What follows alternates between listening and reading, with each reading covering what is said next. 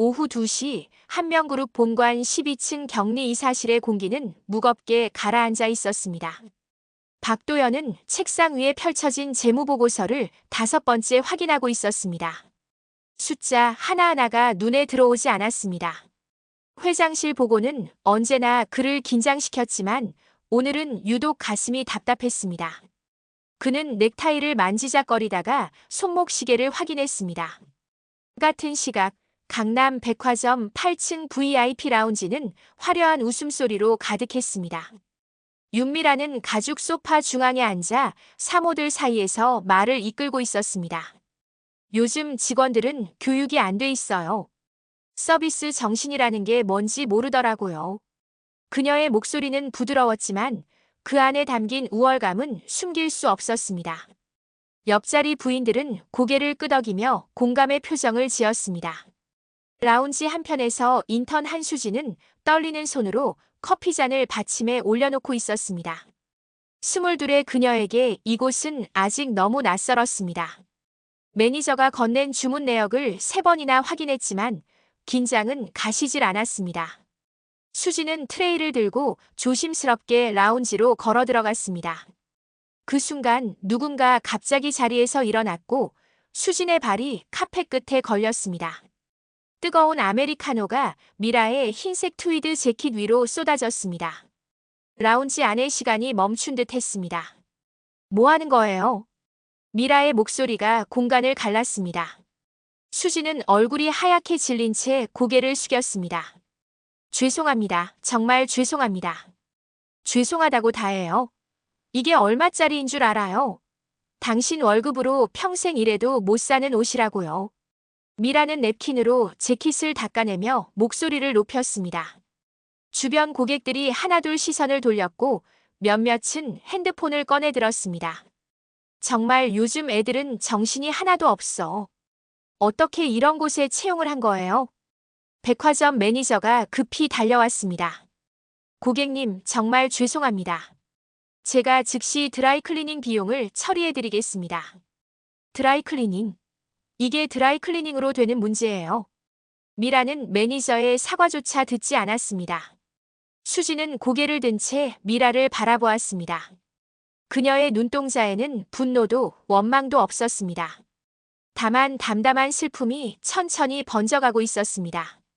라운지 창밖으로는 가을 햇살이 따스하게 내리쬐고 있었습니다. 하지만 그 빛은 이 공간 안까지는 닿지 못하는 것 같았습니다. 저녁 6시 박도연은 회장실 앞에 서 있었습니다. 비서가 문을 열었고 그는 무거운 발걸음으로 안으로 들어갔습니다. 한미정 회장은 창가에 서서 저녁 노을을 바라보고 있었습니다. 보고서 올리십시오. 도연은 서류를 펼쳤지만 회장의 시선은 창밖에 머물러 있었습니다. 보고가 끝나고 침묵이 흘렀습니다. 수고하셨습니다. 회장의 목소리는 평소보다 더 낮고 차가웠습니다. 도연은 무언가 잘못되었다는 느낌을 지울 수 없었습니다. 밤 8시 수지는 집으로 돌아왔습니다. 거실에는 아버지 한 회장이 신문을 읽고 있었습니다. 아빠, 저 왔어요. 회장은 신문을 내려놓고 딸을 바라보았습니다. 오늘 일은 어땠니? 수지는 잠시 망설이다가 낮에 있었던 일을 조용히 이야기했습니다. 감정을 섞지 않은 담담한 말투였습니다. 회장은 끝까지 듣고 난 뒤 아무 말도 하지 않았습니다. 다만 천천히 고개를 끄덕일 뿐이었습니다. 수진이 방으로 들어간 뒤 회장은 서재로 향했습니다. 책상 위에는 다음 날 일정표가 놓여 있었습니다. 그는 만년필을 들어 한 줄을 그었고 새로운 이름을 적어 넣었습니다. 창밖 도시의 불빛들이 하나씩 꺼져가고 있었습니다. 어둠은 천천히 그러나 확실하게 내려앉고 있었습니다. 그 누구도 내일 아침 무슨 일이 시작될지 알지 못했습니다. 균열은 이미 시작되었고 그것은 보이지 않는 곳에서 조용히 번져가고 있었습니다. 다음 날 아침 9시 박도연의 책상 위로 흰 봉투가 놓였습니다. 인사위원회 출석 통보서라는 글씨가 또렷했습니다. 도연은 봉투를 집어들고 멍하니 바라보았습니다. 손끝이 미세하게 떨렸지만 그는 애써 표정을 관리했습니다. 복도를 지나는 직원들이 그를 보자마자 시선을 피했습니다. 어제까지만 해도 인사를 건네던 사람들이 오늘은 고개를 숙였습니다. 회사 안의 공기가 하룻밤 사이에 달라져 있었습니다. 재무팀 쪽에서는 누군가의 목소리가 낮게 퍼져나왔습니다. 비자금 감사팀이 들어온대요. 이번엔 제대로 된다던데. 말끝을 흐리는 소리들이 복도 여기저기에서 들렸습니다. 도연은 사무실로 들어가 문을 닫았습니다. 창밖으로는 가을 하늘이 맑게 펼쳐져 있었지만 그의 눈에는 아무것도 들어오지 않았습니다. 오전 10시 김 과장이 조심스럽게 문을 두드렸습니다. 이사님, 잠깐 말씀드릴 게 있습니다. 도연은 고개를 들었지만 대답하지 않았습니다. 김 과장은 서류 하나를 책상 위에 내려놓았습니다. 이사님 담당하시던 신규 프로젝트 예산이 동결됐습니다. 동결? 네. 아침 회의에서 갑자기 결정됐다고 합니다. 김 과장의 목소리는 평소보다 더 작고 조심스러웠습니다. 도연은 서류를 내려다보았습니다. 숫자들이 눈앞에서 흩어지는 것 같았습니다. 이유는 뭡니까? 그건 아직 공식적으로 나온 게 없습니다. 김 과장은 더 이상 말을 잇지 못하고 물러났습니다. 문이 닫히자 사무실은 다시 정적에 잠겼습니다. 도연은 천천히 숨을 내쉬었습니다. 뭔가 잘못 돌아가고 있다는 걸 이제야 분명히 깨달았습니다. 점심시간 구내식당은 평소처럼 붐볐습니다. 하지만 도연이 식판을 들고 들어서자 몇몇 테이블에서 대화가 끊겼습니다. 사람들은 고개를 숙인 채 밥만 먹고 있었습니다. 도연은 빈자리를 찾아 앉았지만 옆 테이블의 속삭임이 귓가에 스며들었습니다. 그 백화점 사건 말이야. 경리이사 부인이라던데. 회장님이 직접 지시하셨다던데. 도연의 손이 멈췄습니다. 숟가락이 식판 위로 떨어질 뻔했습니다. 그는 천천히 주변을 둘러보았지만 누구도 그를 마주보지 않았습니다. 같은 시각 강남 백화점 VIP 라운지는 어제보다 더 조용했습니다. 윤미라는 평소 자리에 앉아 커피를 마시고 있었습니다. 하지만 옆자리 부인들은 어제처럼 말을 걸어오지 않았습니다. 한 부인이 조심스럽게 입을 열었습니다. 미라 씨, 혹시 그 소문 들으셨어요? 무슨 소문이요? 그 갑질 사건이요. SNS에 영상까지 퍼졌다던데. 회사에까지 알려졌다던데요. 미라의 얼굴이 굳었습니다. 커피잔을 든 손이 미세하게 흔들렸습니다. 그게 무슨... 아니에요. 그냥 요즘 SNS가 무섭다는 얘기였어요. 부인은 말을 흐리며 자리를 피했습니다. 미라는 혼자 남아 커피를 마셨지만 맛을 느낄 수 없었습니다. 저녁 도연이 집으로 돌아왔을 때는 이미 밤 9시가 넘어 있었습니다. 거실에서 미라는 TV를 보고 있었지만 화면에 집중하지 못하고 있었습니다. 도연은 소파에 앉으며 조심스레 물었습니다. 여보, 혹시 백화점에서 무슨 일 있었어요? 미라는 고개를 돌리지 않았습니다. 무슨 일이 있긴 뭐가 있어요? 회사에서 이상한 소문이 도는데. 당신이나 회사 일 잘하세요. 미라의 목소리는 날카롭게 끊어졌습니다. 도연은 더 이상 묻지 못하고 입을 다물었습니다. 둘 사이의 침묵이 거실을 채웠습니다. TV에서는 뉴스가 흘러나왔지만 누구도 듣지 않았습니다. 같은 시각 한명그룹 본관 최상층 회의실. 한미정 회장은 임원 3명과 마주 앉아 있었습니다. 테이블 위에는 두툼한 서류 뭉치가 놓여 있었습니다. 임원 인성 검증 절차를 강화합니다. 회장의 목소리는 낮고 단호했습니다. 가족까지 포함해서 재점검하십시오. 임원들은 고개를 숙였습니다. 아무도 이의를 제기하지 않았습니다. 회의는 10분 만에 끝났습니다. 다음 날 아침 도연은 인사팀에서 받은 인턴 배치 명단을 확인했습니다. 여러 이름이 나열되어 있었고 그중 하나가 눈에 들어왔습니다. 한수진 마이너스 회계팀 배치. 도연은 그 이름 앞에서 잠시 손을 멈췄습니다. 어디선가 들어본 것 같았지만 기억이 명확하지 않았습니다. 그는 명단을 덮고 다시 서류를 펼쳤습니다. 창밖으로는 구름이 천천히 흘러가고 있었습니다. 하늘은 맑았지만 공기는 무거웠습니다. 보이지 않는 곳에서 무언가가 조용히 움직이고 있었습니다. 그것이 무엇인지 도연은 아직 알지 못했습니다. 오전 9시 회계팀 사무실은 평소와 다름없이 조용했습니다. 키보드 두드리는 소리와 프린터 돌아가는 소리만이 규칙적으로 들렸습니다. 한수진은 책상 구석에 앉아 서류를 정리하고 있었습니다. 그녀는 고개를 들지 않고 일했지만 주변의 시선과 분위기를 느끼고 있었습니다. 김 과장이 그녀의 책상 앞을 지나가며 서류 뭉치를 툭 던졌습니다. 이거 복사해서 각 부서에 돌려. 점심 전까지. 수지는 고개를 끄덕였습니다. 네, 과장님. 김 과장은 대답도 듣지 않고 자리로 돌아갔습니다. 수지는 서류를 집어들고 복사실로 향했습니다. 복도를 걸으며 그녀는 몇몇 직원들이 자신을 힐끗 보는 것을 느꼈습니다. 같은 시각 박도연은 상무실 앞에 서 있었습니다. 손에는 이번 주 결제받아야 할 서류가 들려 있었습니다. 문을 두드리고 들어가자 상무는 고개도 들지 않았습니다. 박 이사, 그거는 보류입니다. 보류라니요? 본부장님 지시입니다. 일단 대기하세요. 도연은 더 묻지 못하고 나왔습니다. 복도로 나서자 비서가 조심스럽게 다가왔습니다. 이사님, 이번 주 올리신 결제건이 모두 반려됐습니다. 도연의 얼굴이 굳었습니다. 모두? 네, 전부요. 비서는 말을 아끼며 물러났습니다. 도연은 사무실로 돌아왔지만 책상 앞에 앉을 수가 없었습니다. 창밖을 바라보며 가만히 서 있었습니다. 하늘은 맑았지만 그의 눈에는 아무것도 들어오지 않았습니다. 오전 11시 인사팀 회의실에서는 조용한 회의가 진행되고 있었습니다. 조직문화 개선 TF라는 이름의 팀이 만들어졌습니다.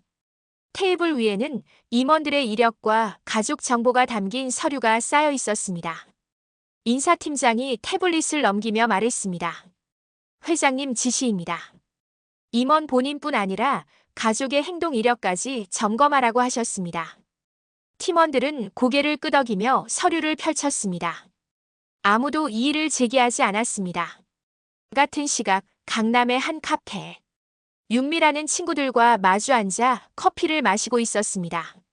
하지만 대화는 평소처럼 흘러가지 않았습니다. 친구 하나가 조심스럽게 입을 열었습니다. 미라야, 혹시 인터넷 커뮤니티 봤어? 무슨 커뮤니티? 그게 내가 나온 영상이 올라왔더라. 미라의 손이 멈췄습니다. 커피잔이 받침 위에서 덜컥 소리를 냈습니다. 무슨 소리야? 친구는 핸드폰을 꺼내 화면을 보여주었습니다. 백화점 VIP 라운지 영상이었습니다. 댓글에는 비난의 글들이 빼곡히 달려 있었습니다. 미라의 얼굴이 하얗게 질렸습니다. 조회수가 10만이 넘었어. 뉴스에도 나올 것 같던데. 미라는 가방을 집어들고 자리에서 일어났습니다. 미안, 먼저 갈게. 그녀는 카페를 나와 차에 올랐습니다. 시동을 걸었지만 한동안 출발하지 못했습니다. 핸들을 쥔 손이 떨리고 있었습니다. 오후 2시 도연은 사무실에서 노트북 화면을 응시하고 있었습니다. 인터넷 포털에서 아내의 이름을 검색했습니다. 연관 검색어에 갑질, 백화점, 한명그룹이라는 단어가 떠올랐습니다. 그는 마우스를 쥔 채 움직이지 못했습니다. 영상을 클릭하자 익숙한 목소리가 흘러나왔습니다. 아내의 목소리였습니다. 도연은 조회수를 확인했습니다. 15만 회를 넘어서고 있었습니다. 그는 천천히 노트북을 닫았습니다. 손을 떨며 핸드폰을 집어들고 메일 앱을 열었습니다. 수신자란에 한미정 회장을 입력했습니다. 회장님, 이번 일에 대해 해명드리고자 합니다. 그는 한 글자 한 글자 신중하게 입력했습니다. 하지만 보내기 버튼을 누르기까지 10분이 걸렸습니다. 메일은 발송되었지만 답장은 오지 않았습니다. 오후 4시 회사 내부 게시판에 글이 하나 올라왔습니다. 박도연 이사 가족 회사 이미지 실추 논란. 익명으로 작성된 글이었습니다. 댓글이 하나둘 달리기 시작했습니다. 직원들은 각자 자리에서 게시판을 확인하며 속삭였습니다. 도연은 그 글을 보고 천천히 노트북을 닫았습니다. 더 이상 일이 손에 잡히지 않았습니다. 같은 시각 수지는 복사실에서 서류를 정리하고 있었습니다.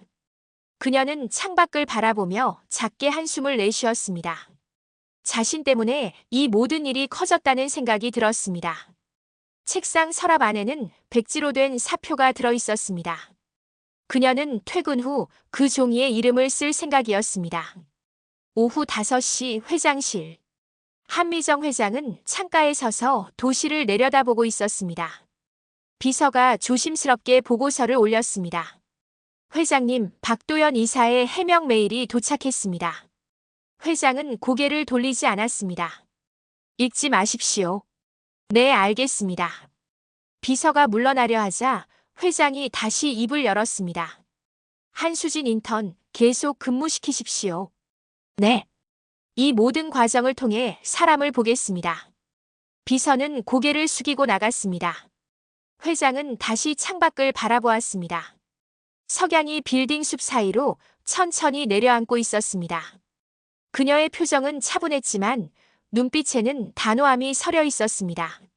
사무실로 돌아온 수지는 서랍 속 백지 사표를 꺼냈습니다.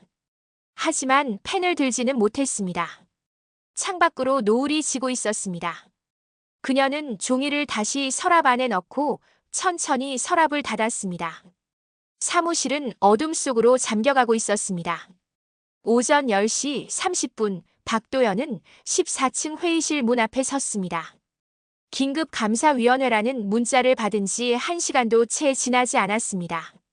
그는 손잡이를 잡으려다 잠시 멈춰 섰습니다. 손바닥에 땀이 배어나고 있었습니다. 깊게 숨을 들이마시고 문을 열었습니다. 차갑고 무거운 공기가 얼굴을 스쳤습니다. 긴 타원형 테이블 양쪽으로 사람들이 앉아 있었습니다. 재무본부장이 정면에 인사 담당 전무가 그 옆에 자리했습니다. 테이블 끝에는 젊은 여성 한 명이 조용히 앉아 있었습니다. 도연은 그 얼굴을 보는 순간 어딘가 낯익다는 느낌을 받았습니다. 하지만 정확히 떠올릴 수는 없었습니다. 박도연 이사님, 앉으십시오. 재무본부장의 목소리는 평소보다 한층 낮고 무거웠습니다. 도연은 지정된 자리로 걸어가 천천히 앉았습니다. 테이블 위에는 두툼한 서류 뭉치와 태블릿이 놓여 있었습니다. 창밖으로는 맑은 하늘이 보였지만 회의실 안은 어두웠습니다. 형광등빛만이 테이블 위를 차갑게 비추고 있었습니다. 최근 이사님께서 담당하신 프로젝트 예산 집행건에 대해 몇 가지 확인이 필요합니다. 인사 담당 전무가 서류를 펼치며 말했습니다. 도연은 천천히 고개를 끄덕였습니다. 네, 말씀하십시오.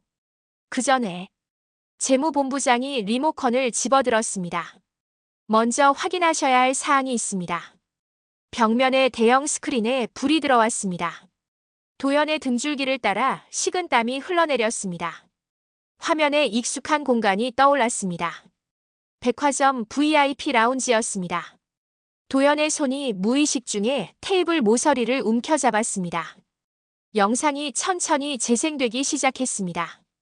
흰색 트위드 재킷을 입은 여성의 뒷모습이 화면을 가득 채웠습니다. 도연은 그 순간 숨을 멈췄습니다. 그 재킷을 그는 알고 있었습니다. 아내가 지난주에 백화점에서 산 옷이었습니다. 죄송하다고 다해요. 이게 얼마짜리인 줄 알아요? 화면 속에서 윤미라의 목소리가 회의실에 울려 퍼졌습니다. 당신 월급으로 평생 일해도 못 사는 옷이라고요. 도연의 얼굴에서 핏기가 빠져나갔습니다. 손가락이 미세하게 떨렸지만 그는 주먹을 꽉 쥐어 멈춰 세웠습니다. 화면 속에서는 젊은 여성이 허리를 굽힌 채 연신 사과하고 있었습니다. 정말 죄송합니다, 고객님. 정말 죄송합니다. 카메라가 그 여성의 얼굴을 천천히 클로즈업했습니다. 도연은 천천히 고개를 돌려 테이블 끝을 바라보았습니다. 한수진이 그곳에 앉아 있었습니다. 화면 속 바로 그 인턴이 지금 이 회의실에 있었습니다. 도연은 입술을 꽉 깨물었습니다. 영상이 멈췄습니다. 회의실은 죽은 듯 조용해졌습니다. 벽에 걸린 시계의 초침 소리만이 또렷하게 들렸습니다. 똑, 똑, 똑. 재무본부장이 천천히 입을 열었습니다. 박 이사님, 영상 속 인물이 누구입니까? 도연은 대답하지 못했습니다. 목구멍이 바짝 말라붙어 있었습니다. 그리고 인사 담당 전무가 수진을 손짓하며 물었습니다. 저기 앉아 계신 인턴이 누구인지 아십니까? 도연은 수진을 바라보았습니다. 수진은 고개를 약간 숙인 채 가만히 앉아 있었습니다. 그녀의 표정은 담담했지만 눈빛 깊은 곳에는 상처가 남아 있었습니다. 도연은 입을 열려 했지만 말이 나오지 않았습니다. 그때 회의실 문이 열렸습니다. 모두가 동시에 자리에서 일어났습니다. 한미정 회장이 천천히 안으로 들어왔습니다. 회장의 발걸음은 느렸지만 한 걸음 한 걸음마다 무게가 실려 있었습니다. 회장은 테이블을 따라 걸어가 수진의 바로 뒤에 섰습니다. 그리고 딸의 어깨 위에 손을 가만히 올렸습니다. 소개하겠습니다. 회장의 목소리는 낮지만 또렷했습니다. 이 직원의 이름은 한수진입니다. 회의실에 짧은 침묵이 흘렀습니다. 내 딸입니다. 도연의 눈이 크게 떠졌습니다. 그는 자리에서 일어나려 했지만 무릎에 힘이 빠져 휘청거렸습니다. 회의실의 공기가 얼어붙었습니다. 아무도 숨소리조차 내지 않았습니다. 도연은 떨리는 다리로 천천히 일어섰습니다. 그리고 그 자리에서 무릎을 꿇었습니다. 회장님, 죄송합니다. 그의 목소리는 떨렸습니다. 정말 죄송합니다. 한 회장은 그를 내려다보았습니다. 얼굴에는 분노도 실망도 없었습니다. 다만 차갑고 단호한 결단만이 서려 있었습니다. 박 이사. 네, 회장님. 당신은 숫자에는 정확했습니다. 회장은 잠시 말을 멈췄습니다. 하지만 사람을 대하는 데는 형편없었습니다. 도연은 고개를 들지 못했습니다. 바닥만 응시한 채 어깨가 떨렸습니다. 실수는 누구나 합니다. 회장의 목소리가 더 낮아졌습니다. 하지만 오만은 용서받을 수 없습니다. 도연의 두 손이 바닥을 짚었습니다. 당신은 더 이상 이 회사에 필요하지 않습니다. 그 한마디는 짧고 명확했습니다. 재무본부장이 고개를 숙였습니다. 해임 절차를 진행하겠습니다. 도연은 무릎을 꿇은 채 고개를 떨구었습니다. 등은 둥글게 굽어 있었고 숨소리마저 가늘어졌습니다. 한 회장은 더 이상 그를 보지 않았습니다. 수진을 향해 천천히 돌아서며 조용히 말했습니다. 수진아, 나가자. 네, 아빠. 수진은 자리에서 일어났습니다. 그녀는 도연을 한번 바라보았습니다. 그 눈빛에는 원망도 분노도 없었습니다. 다만 담담한 이해와 단호한 선이 그어져 있었습니다. 두 사람은 나란히 회의실을 나갔습니다. 문이 닫히자 도연은 그대로 무너져 내렸습니다. 이마가 차가운 바닥에 닿았습니다. 재무본부장과 인사 담당 전무는 말없이 서류를 정리했습니다. 창밖으로는 햇살이 눈부시게 쏟아지고 있었습니다. 하지만 회의실 안은 여전히 어둡고 차가웠습니다. 도연은 한참 후에야 천천히 일어났습니다. 그의 얼굴은 무너져 있었고 걸음걸이는 휘청거렸습니다. 문을 열고 복도로 나섰을 때 그는 더 이상 이사가 아니었습니다. 엘리베이터 앞에 섰을 때 그는 천천히 눈을 감았습니다. 모든 것이 끝나 있었습니다. 오후 2시 박도연의 사무실은 이미 낯선 공간이 되어 있었습니다. 사내 게시판에서 그의 이름이 조용히 삭제되었습니다. 클릭 한 번으로 15년의 흔적이 사라졌습니다. 정리 직원 2명이 문을 열고 들어왔습니다. 그들은 도연을 보지 않은 채 캐비닛을 열기 시작했습니다. 서류를 꺼내고 컴퓨터를 분리하고 명패를 떼어냈습니다. 모든 것이 말없이 기계적으로 진행되었습니다. 도연은 창가에 서서 그 광경을 바라보았습니다. 손에는 빈 박스 하나가 들려 있었습니다. 김 과장이 조심스럽게 사무실 안으로 들어왔습니다. 이사님, 제가 도와드릴까요? 도연은 고개를 저었습니다. 괜찮습니다, 김 과장. 김 과장은 그래도 캐비닛 앞에 섰습니다. 서류를 꺼내며 손이 떨렸습니다. 동정심과 두려움이 뒤섞인 표정이었습니다. 도현과 함께 일한 지 5년이었습니다. 하지만 지금 그는 무슨 말을 해야 할지 알 수 없었습니다.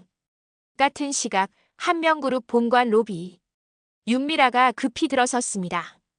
얼굴은 창백했고 눈가는 붉게 부어 있었습니다. 남편 만나러 왔어요. 박도연 이사요. 경비는 명단을 확인하며 고개를 저었습니다. 죄송합니다. 명단에 없으시네요. 무슨 소리예요? 제 남편이라니까요. 미라의 목소리가 로비에 울렸습니다. 하지만 경비는 단호했습니다. 출입이 불가능합니다. 미라는 핸드폰을 꺼내 남편에게 전화를 걸었습니다.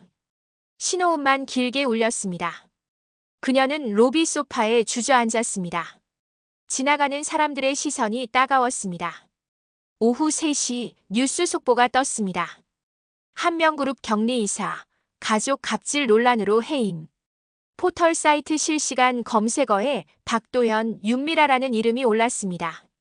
댓글창에는 비난의 글이 끝없이 쏟아졌습니다. 미라는 카페에 앉아 핸드폰 화면을 응시했습니다.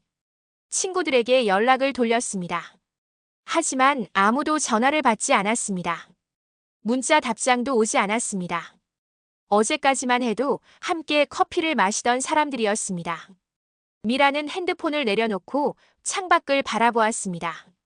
거리는 여전히 밝고 활기찼습니다. 하지만 그녀의 세계는 무너져 내리고 있었습니다. 오후 5시 도연의 사무실은 텅 비어 있었습니다. 책상 위에는 명패만 남아 있었습니다. 격리이사 박도연. 그는 명패를 집어들고 한참 바라보았습니다. 손가락으로 글자를 천천히 훑었습니다. 그리고 조용히 가방 속에 넣었습니다. 김 과장이 문 앞에 서서 지켜보고 있었습니다. 이사님. 도연은 고개를 들어 그를 바라보았습니다. 수고했습니다, 김 과장. 그 한마디가 전부였습니다. 도연은 가방을 들고 사무실을 나섰습니다. 복도를 걷는 그의 뒷모습은 무거웠습니다. 같은 시각 회계팀 사무실. 한수진은 서류를 정리하며 창밖을 바라보았습니다. 저 멀리 도연이 건물을 나서는 모습이 보였습니다. 그의 등은 굽어 있었고 걸음은 느렸습니다. 수진은 작게 한숨을 내쉬었습니다. 자신 때문에 이 일이 커졌다는 생각이 들었습니다. 하지만 동시에 이것이 옳은 일이었다는 것도 알고 있었습니다. 그녀는 서류를 덮고 자리에서 일어났습니다. 창밖으로는 석양이 지고 있었습니다. 밤 8시 도연은 집 앞에 도착했습니다. 현관문을 열자 어둠이 그를 맞이했습니다. 불을 켜지 않은 채 거실 소파에 앉았습니다. 가방은 바닥에 내려놓았고 명패는 여전히 그 안에 있었습니다. 1시간쯤 지나 미라가 돌아왔습니다. 문을 열자 어둠 속에 앉아있는 남편이 보였습니다. 왜 불도 안 켜고? 미라의 목소리는 떨렸습니다. 도연은 대답하지 않았습니다. 미라는 불을 켰습니다. 형광등 빛이 거실을 차갑게 비췄습니다. 당신 때문이야. 도연이 조용히 말했습니다. 아니, 내 책임이야. 내가 막았어야 했어. 미라는 입을 열려 했지만 아무 말도 나오지 않았습니다. 그녀는 소파 반대편에 앉았습니다. 둘 사이의 거리가 멀게 느껴졌습니다. 같은 시각 한명그룹 회장실. 한미정 회장은 딸 수진과 마주 앉아 있었습니다. 힘들었지? 수진은 고개를 저었습니다. 괜찮아요, 아빠. 회장은 차를 한 모금 마셨습니다. 박 이사는 가장 값비싼 수업을 받은 셈이야. 다시 일어날 수 있을까요? 수진의 목소리는 조용했습니다. 회장은 창밖을 바라보았습니다. 그건 그 사람 몫이지. 하지만 기회는 있겠죠? 회장은 딸을 바라보았습니다. 넌 참 착하구나. 수진은 차를 들었지만 마시지 않았습니다. 창밖으로는 도시의 불빛이 반짝이고 있었습니다. 밤 10시, 도연은 여전히 거실에 앉아 있었습니다. 미라는 방으로 들어갔고 그는 혼자 남았습니다. 텔레비전은 꺼져 있었고 시계 소리만 들렸습니다. 그는 가방에서 명패를 꺼냈습니다. 격리이사 박도현. 어둠 속에서 그 글자를 바라보았습니다. 15년이 이 작은 판에 담겨 있었습니다. 그는 명패를 책상 서랍 깊숙이 넣었습니다. 그리고 천천히 서랍을 닫았습니다. 창밖으로는 비가 내리기 시작했습니다.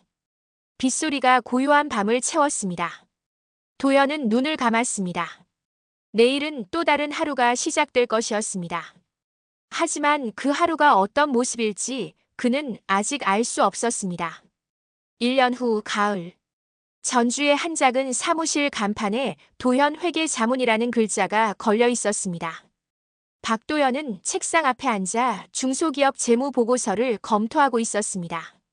옆 책상에는 젊은 직원 2명이 조용히 일하고 있었습니다.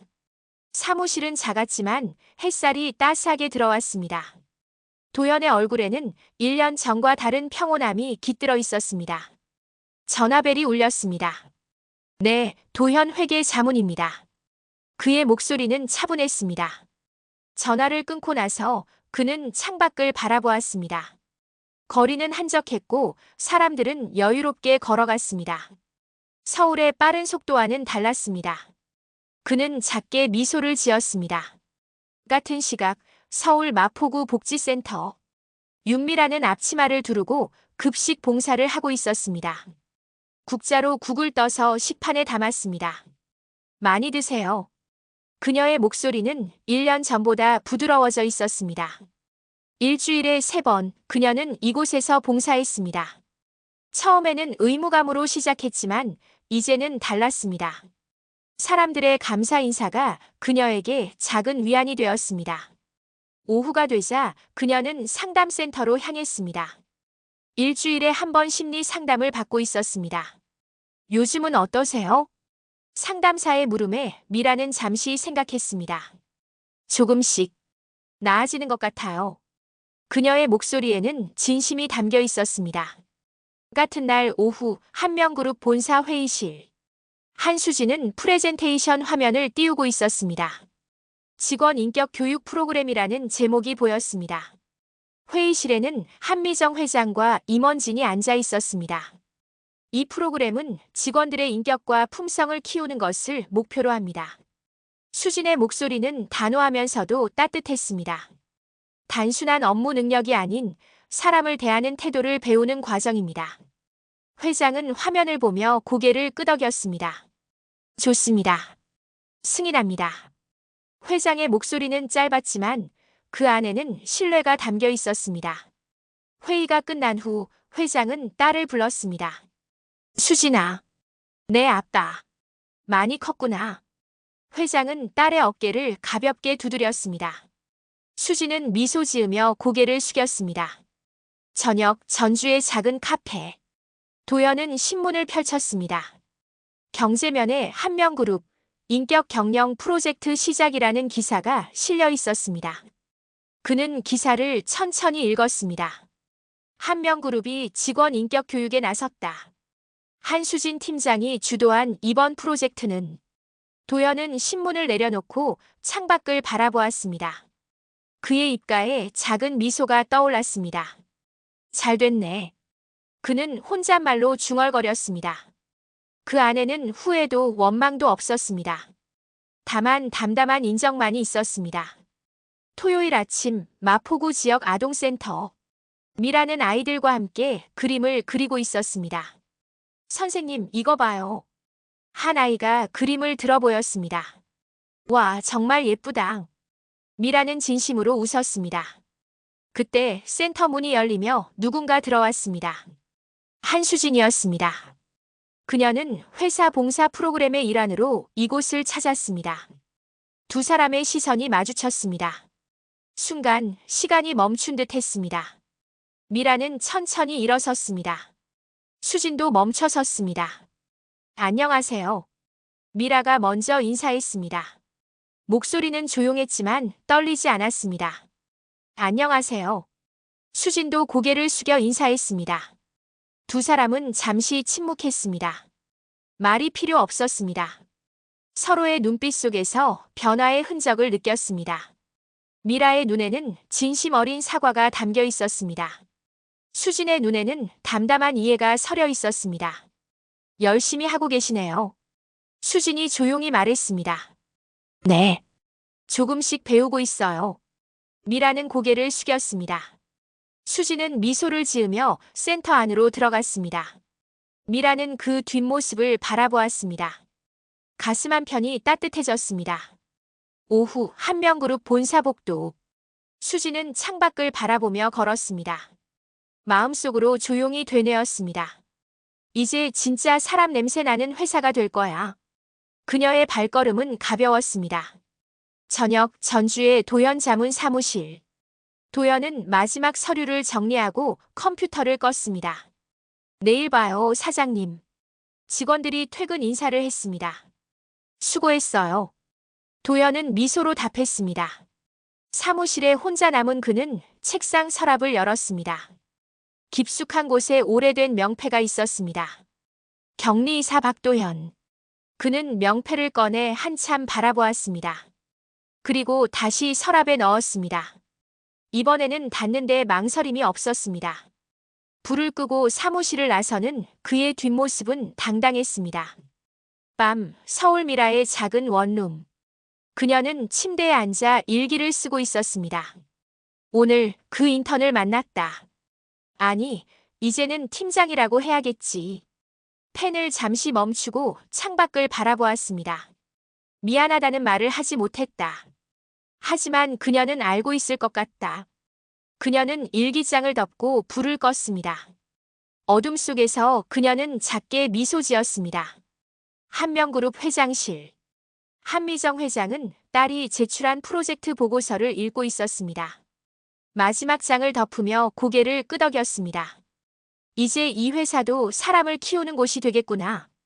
회장은 창밖 야경을 바라보았습니다. 도시의 불빛이 반짝이고 있었습니다. 그 불빛 속 어딘가에서 사람들은 각자의 자리에서 새로운 내일을 준비하고 있었습니다.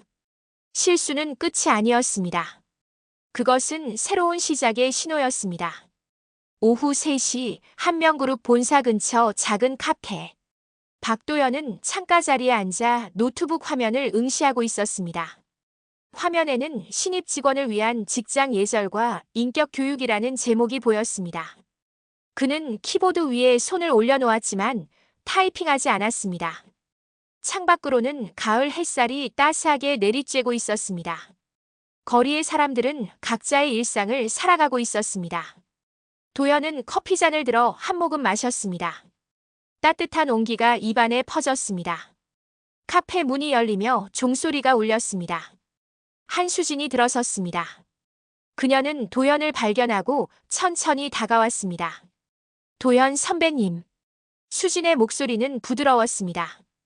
도연은 고개를 들어 그녀를 바라보았습니다. 앉으세요. 수진은 마주보는 자리에 앉았습니다. 잠시 침묵이 흘렀습니다. 카페 안에서는 에스프레소 머신 소리와 조용한 음악이 흘러나왔습니다. 찾아와 주셔서 감사합니다. 도연이 먼저 입을 열었습니다. 아니에요. 제가 감사해야죠. 수진은 가방에서 봉투 하나를 꺼냈습니다. 회사에서 선배님께 드리라고 했어요. 도연은 봉투를 받아들었습니다. 안에는 공식 서한이 들어 있었습니다. 복직 검토 통보서라는 제목이 보였습니다. 도연은 천천히 서한을 읽었습니다. 그의 표정은 담담했습니다. 회장님께서 직접 지시하셨어요. 수진이 조용히 말했습니다. 충분히 배우셨을 거라고 하셨어요. 도연은 서한을 봉투에 다시 넣었습니다. 그리고 수진에게 돌려주었습니다. 고맙지만 사양하겠습니다. 수진의 눈이 약간 커졌습니다. 왜요? 도연은 창밖을 바라보았습니다. 전 이제 진짜 회계를 배우고 있어요. 진짜 회계요? 숫자만 보는 게 아니라 사람을 보는 회계요. 도연의 목소리는 평온했습니다. 그동안 전 숫자만 정확하면 된다고 생각했어요. 하지만 틀렸죠. 그는 노트북 화면을 수진 쪽으로 돌렸습니다. 이거 보세요. 신입 직원들에게 전할 교육 자료예요. 화면에는 여러 항목이 나열되어 있었습니다. 직장 내 인격의 중요성, 타인을 존중하는 태도, 권력의 책임. 수지는 화면을 천천히 읽었습니다. 선배님이 직접 쓰신 거예요. 네. 제가 배운 것들이니까요. 도연은 작게 미소 지었습니다. 값비싼 교육이었어요. 하지만 꼭 필요한 교육이었죠. 수지는 고개를 끄덕였습니다. 저도 많이 배웠어요. 당신은 원래 알고 있었던 것 같은데요. 도연의 말에 수지는 잠시 말을 멈췄습니다. 아니에요. 저도 많이 흔들렸어요. 두 사람은 서로를 바라보았습니다. 그 시선 속에는 원망도 분노도 없었습니다. 다만 서로를 이해하는 담담함만이 있었습니다. 커피 한 잔 시킬게요. 도연이 바리스타를 불렀습니다. 아메리카노 하나요. 수지는 고개를 끄덕였습니다. 잠시 후 커피가 나왔고 두 사람은 조용히 커피를 마셨습니다. 카페 밖 길 건너편. 윤미라가 서 있었습니다. 그녀는 카페 창문 너머로 남편을 바라보고 있었습니다. 남편은 젊은 여성과 마주 앉아 커피를 마시고 있었습니다. 두 사람은 편안하게 대화하고 있었습니다. 미라는 가슴 한편이 아팠습니다. 하지만 동시에 남편의 얼굴이 평온해 보인다는 것을 알았습니다. 1년 전 그 무너진 표정과는 달랐습니다. 미라는 핸드백에서 손수건을 꺼냈습니다. 눈가에 맺힌 눈물을 조용히 닦았습니다. 그리고 천천히 돌아섰습니다. 더 이상 그를 지켜보지 않았습니다. 그녀는 반대 방향으로 걸어갔습니다. 발걸음은 무거웠지만 멈추지 않았습니다. 카페 안 수진이 자리에서 일어났습니다. 이제 가봐야 할 것 같아요. 바쁘시죠? 가세요. 도연도 일어나 악수를 청했습니다. 수진은 그의 손을 잡았습니다. 선배님, 언젠가 다시 뵐 수 있을까요? 그럼요. 언제든지. 두 사람은 잠시 손을 잡은 채 서 있었습니다. 그리고 조용히 손을 놓았습니다. 수지는 카페를 나섰습니다. 도연은 창가로 돌아와 그녀의 뒷모습을 바라보았습니다. 수지는 회사 쪽으로 걸어갔습니다. 그녀의 발걸음은 가벼웠습니다. 오후 5시 한명그룹 본사 교육실. 수지는 신입 직원들 앞에 섰습니다. 오늘부터 여러분과 함께 인격 경영 프로그램을 시작합니다. 그녀의 목소리는 단호하면서도 따뜻했습니다. 우리는 단순히 일을 잘하는 사람이 아니라 사람을 존중하는 직장인이 되어야 합니다. 신입 직원들은 집중해서 듣고 있었습니다. 수지는 화면에 자료를 띄웠습니다. 그 자료 속 어딘가에 도연이 쓴 문장들이 녹아 있었습니다. 저녁 도연은 카페를 나와 하늘을 올려다보았습니다. 노을이 지고 있었습니다. 하늘은 주황빛과 보랏빛으로 물들어 있었습니다. 그는 깊게 숨을 들이마셨습니다. 가슴이 시원해지는 느낌이었습니다. 1년 전 그는 모든 것을 잃었다고 생각했습니다. 하지만 지금 그는 깨달았습니다. 잃은 게 아니라 배운 것이었습니다. 그는 천천히 걸어갔습니다. 발걸음은 가벼웠고 마음은 평온했습니다. 저 멀리 미라가 걷고 있는 것이 보였습니다. 그녀도 자신만의 길을 걷고 있었습니다. 도연은 그녀를 부르지 않았습니다. 각자의 길이 있었습니다. 하늘의 노을은 천천히 어둠으로 물들어가고 있었습니다. 하지만 그 어둠은 무섭지 않았습니다. 내일은 또 다른 아침이 올 것이었습니다. 그리고 그 아침은 더 나은 사람이 된 자신을 맞이할 것이었습니다. 책임과 성취. 2년 후 봄. 한명그룹 본사 로비에는 새로운 문구가 새겨진 대리석 벽이 세워져 있었습니다. 한명그룹, 사람을 존중하는 기업. 햇살이 유리창을 통해 들어와 그 문구를 환하게 비추고 있었습니다. 오가는 직원들은 그 앞을 지나며 자연스럽게 고개를 끄덕였습니다. 이제 그것은 단순한 문구가 아니라 회사의 문화였습니다. 오전 9시 한명그룹 경영전략실. 한수진은 창가에 서서 아래를 내려다보고 있었습니다. 로비를 지나는 사람들의 모습이 작게 보였습니다. 그녀는 이제 경영전략실장이었습니다. 책상 위에는 품격 경영 실천 보고서가 놓여 있었습니다. 사회적 신뢰도 조사에서 한명그룹은 전년 대비 30% 상승했습니다. 직원 만족도는 업계 1위를 기록했습니다. 수진은 보고서를 들고 복도를 걸었습니다. 벽면에는 한미정 회장의 사진이 걸려 있었습니다. 그녀는 사진 앞에 멈춰 섰습니다. 아빠, 우리 해냈어요. 수진의 목소리는 조용했지만 단호했습니다. 이제 이 회사는 진짜 사람을 키우는 곳이 됐어요. 사진 속 회장은 엄숙한 표정으로 앞을 응시하고 있었습니다. 수진은 잠시 사진을 바라보다가 고개를 숙여 인사했습니다. 그리고 다시 걸음을 옮겼습니다. 같은 시각 전주의 도현 회계 자문 사무실. 박도연은 강의실 앞에 서 있었습니다. 책상 앞에는 중소기업 신입사원 20여 명이 앉아 있었습니다. 윤리적 경영 컨설팅이라는 간판 아래 그는 이제 교육자이기도 했습니다. 화이트보드에는 진짜 품격은 직책이 아닌 태도에서 시작된다는 문장이 쓰여 있었습니다. 여러분, 회사에서 가장 중요한 건 뭘까요? 도현이 물었습니다. 한 신입사원이 손을 들었습니다. 성과입니다. 맞습니다. 하지만 그게 전부는 아닙니다. 도연은 화이트보드를 가리켰습니다. 진짜 품격은 사람을 대하는 태도에서 시작됩니다. 그의 목소리는 차분했지만 무게가 실려 있었습니다. 신입사원들은 진지하게 고개를 끄덕였습니다. 도연은 창밖을 잠시 바라보았습니다. 창밖으로는 봄볕이 따사롭게 내리쬐고 있었습니다. 나무들은 연두빛 새싹을 틀어내고 있었습니다. 제가 이 교육을 하는 이유는 도연은 잠시 말을 멈췄습니다. 제가 직접 배웠기 때문입니다. 아주 값비싼 대가를 치르고요.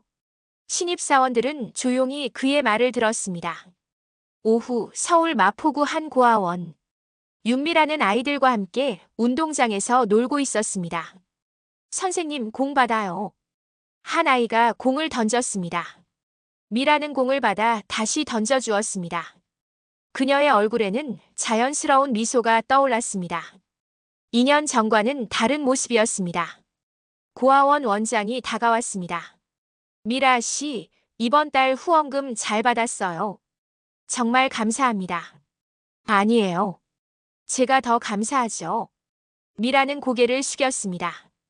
그녀는 남편 몰래 후원을 이어가고 있었습니다. 하지만 남편의 회사 명의로 세금 공제를 받을 수 있도록 정리해 주었습니다. 그것이 그녀가 할 수 있는 방식이었습니다. 같은 시각 한명그룹 인사팀. 김 과장은 신입사원 면접을 진행하고 있었습니다. 마지막 질문입니다. 당신이 생각하는 좋은 직장인은 무엇입니까? 면접자가 대답했습니다. 능력이 뛰어난 사람입니다. 김 과장은 고개를 끄덕였습니다. 능력도 중요하죠. 하지만 더 중요한 게 있습니다. 무엇인가요? 사람을 존중할 줄 아는 태도입니다. 김 과장의 목소리는 단호했습니다. 2년 전 그는 수진을 단순 서류 보조로 무시했던 사람이었습니다. 하지만 지금은 달랐습니다. 그는 진짜 관리자가 무엇인지 배웠습니다. 오후 4시 전주 강의실. 도연의 교육이 끝났습니다. 신입사원들이 하나둘 자리에서 일어났습니다. 강사님, 오늘 정말 많이 배웠습니다. 한 신입사원이 인사하며 나갔습니다. 도연은 미소로 답했습니다. 강의실이 텅 비자 그는 창가로 다가갔습니다. 창밖으로는 전주 시내가 한눈에 보였습니다. 따스한 봄바람이 창문 틈으로 스며들었습니다. 그는 책상 위에 노트를 펼쳤습니다. 노트 첫 페이지에는 이런 문장이 적혀 있었습니다. 나는 무엇을 잃었는가? 아니, 나는 무엇을 배웠는가? 도연은 그 문장을 천천히 읽었습니다. 그리고 작게 미소 지었습니다.